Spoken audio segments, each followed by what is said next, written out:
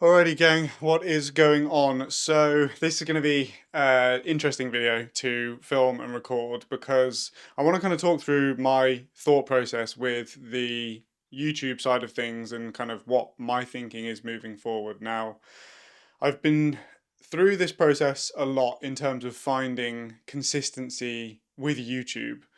Ultimately, we're a video production company, and the immediate first thought that I have when I go to produce a video is around making everything perfect, around making sure the lighting is as good as it can be with a perfect key and a hair, and that the background's nice and tidy, and that I shave and that I do my hair. And like, even before this, I changed my t-shirt because I've just recorded a video and now I'm recording another one, and I don't want you to think that it's what I've just told you has happened, right?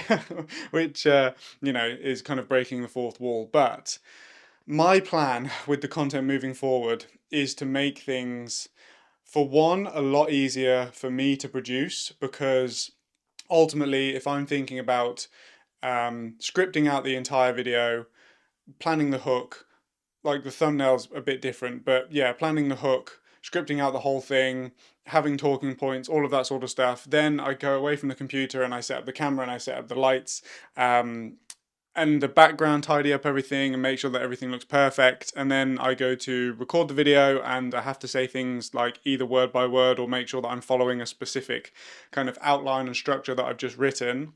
Then bring that into the editor. It can literally take, on a good day, I can produce a fairly average YouTube video in about a day. And I'm sure that part of that is a skill issue. Like, as you produce more and more, you'd get better, you get more efficient, you'd have kind of like assets that you use and stuff like that. But what I want to try and do, and what I want to try and experiment, is to be a bit more real, is to be a bit more raw and candid, kind of with these conversations. So my plan is to, like, I've completely redone the office. That was something that I wanted to do anyway, just to kind of give a bit of a change of pace and also have a bit of a different aesthetic to the videos that I choose to record. But I've got a lot of different angles and I'm just going to one take it. Like, I had this idea. I just recorded one video. I'm now recording this one, like, just to have an idea, sit down and just record it, right?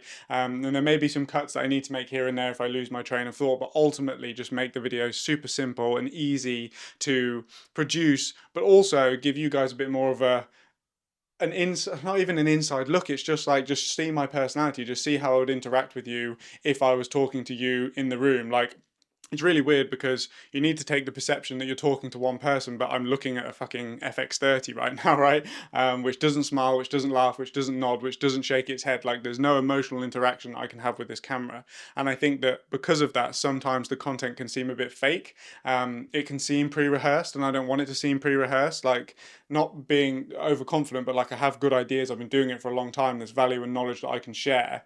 But when you begin to force it through this lens of like, oh, I really want this video to do well, it just completely kind of like, you get this perfection syndrome over the video, which naturally we should do, because when I do that for my clients, that's exactly why they're paying me to be there. But ultimately, I think for YouTube, it just doesn't lend itself to being consistent over time and having consistent videos. Like, one of my clients is Charlie Morgan, right? I'm not saying that to name drop, I'm just saying it because his strategy with YouTube is all about the quality of the video. Like, he will literally sit down in front of a whiteboard like Sam Evans used to do, and just riff for like an hour. And Charlie's been doing this for a long time. He says he's been making videos for like 4 years now, and like, go and check out his channel if you want to. But I'm sure that's a skill that's being honed over time.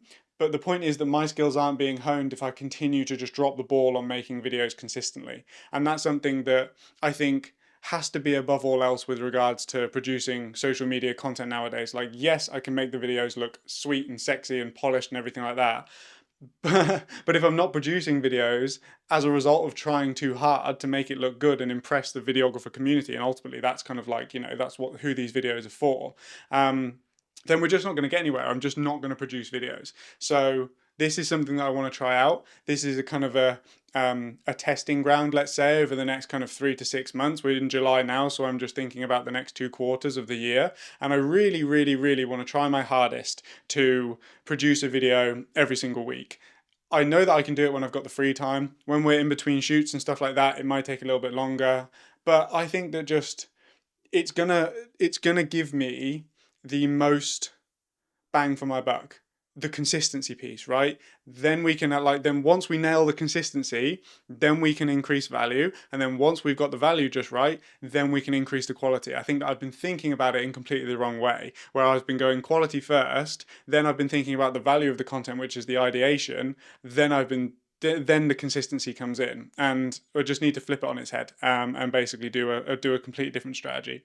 On another note as well, is it's also so disheartening when you spend a day and a half, 2 days sometimes, if I'm adding in kind of graphics and on-screen things, and if there's, if the anything happen with the recording or whatever, right? Like if something happens with this recording, it'll take me 15 minutes to re-record it. Versus like if I've set everything up, recorded it, something happened, broke it all down, I've got to do the whole thing again. It's just adding resistance in. But the point that I'm trying to make here is that you do all of that and then you get like 50 to 200 views, which sucks. Whereas if I got 50 to 200 views on this, don't get me wrong, like I'm still happy for the views.